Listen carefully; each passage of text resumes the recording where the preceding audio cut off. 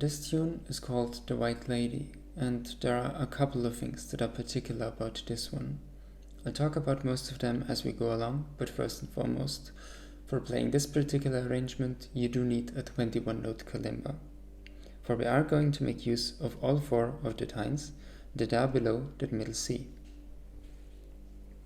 It consists of 8 measures that you can think of as in 2 phrases for 4 measures each. It is written in 3/4 time signature, and we are going to count in 8th notes. Measure 1, beat 1, we start off with A in octaves. On beat 2 of that measure, we fill in the harmony. So it is in this case A minor, so I play on the lower register C,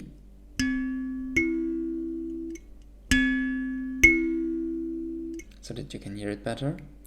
And on the higher register, I repeat that same A again, plus adding that C. So the context of playing, it sounds like this. 1 and 2 and 3 and. On beat 2, on measure 2, beat 1, we have that same A again. And I'm not sure if it qualifies as an ostinato note, but if you do know, please do let me know too. But we're certainly going to repeat it for the first phrase. So at the beginning of each of the 4 measures, first 4 measures, we are going to play that A at the bottom. And in the melody, we have a G. On the end of measure 2, beat 1, we have F. Going to D on beat 2, where we also play D minor harmony. So it sounds, measure 2 again is 1 and 2 and 3 and. D minor in the lower register is DFA. And the melody, as I said, is a D again. On the third measure, we play that same A again, but we also play that D. That's why we're playing it like this. That's a C, and rhythmically up until here it's always the same. So we have, on beat 1 we have A and D together. On the end of 1 we have C, going to, that's F major. But we have the C and on the bottom, F and A.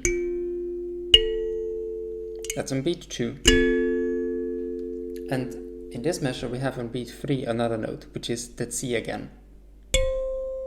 Leading us to the 4th measure, beat 1, G major harmony. So we have D on the bottom, G and B. And then this is where it gets a bit tricky, or we have to make another adjustment that is just due to the nature of playing the kalimba as opposed to the piano, for which it was originally written. For we have 2 grace notes that come both in, obviously, before beat 2. Beat 2 will be A in octaves again. And before that, coming from that G major, we have CB.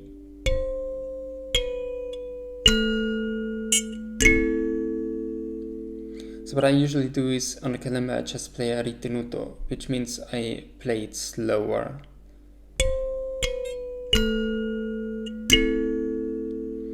As I said, the A's are on beat 2, and then on beat 3 we have C and C, E, A. So on the lower register I play C, E again, and on the higher register just the A. And that concludes the 4th measure, and also the first phrase. Now the second phrase is, you could say, a variation of that first phrase. The 5th measure is exactly the same as the first measure, so I'm not going to repeat it here now. But then it goes, instead of where we before went to D minor, it now goes to B flat major. And B flat obviously means we need a B flat, and I have tuned this to B flat. And that's the only time you have to retune to play this tune, which will also be the case for the next thing I'm working on, which is Flight Range from Breath of the Wild.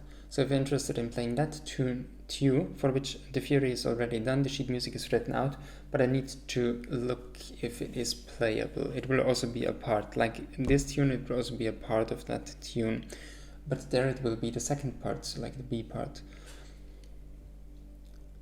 Anyway, as I said, the fifth measure is the same as the first measure.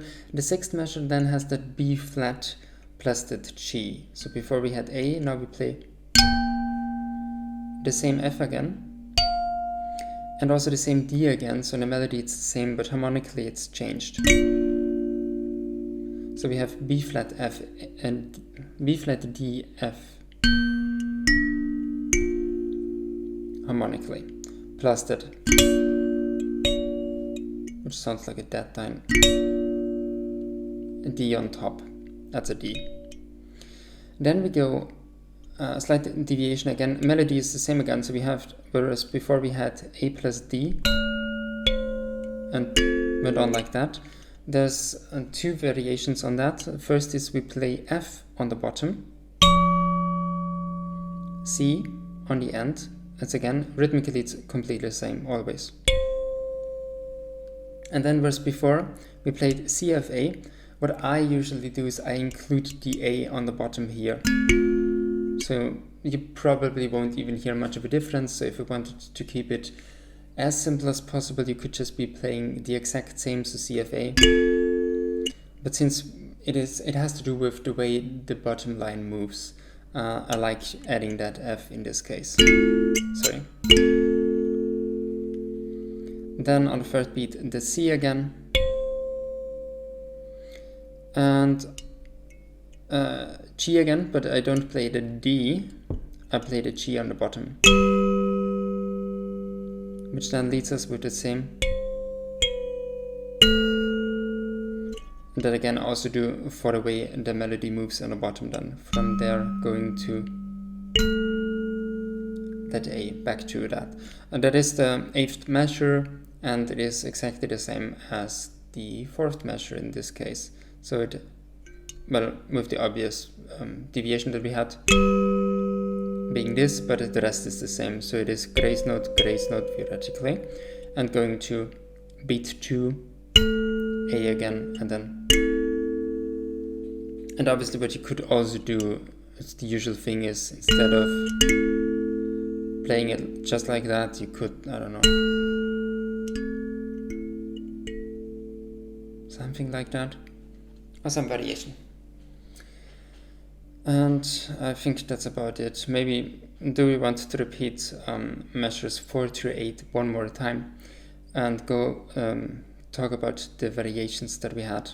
So the 5th measure is exactly the same as the 1st measure. The 6th measure goes to that B flat, so we have at the beginning that B flat instead of the A. And then we have B flat, D F, whereas before we had the D F A. I really need to do something about the D, it's getting worse. Anyway, then we had on the 3rd measure, let me just think if I'm not forgetting anything. Yeah, 3rd measure we have the F on the bottom and the added A or not. And then here we have the G on the bottom. I'm actually not really sure if it is much helpful going over it again as I'm doing now. But anyway, we're done.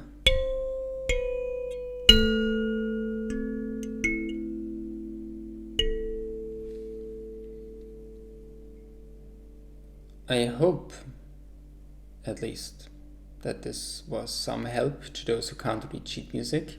If you have any questions, as usual, let me know. And as usual, with much love.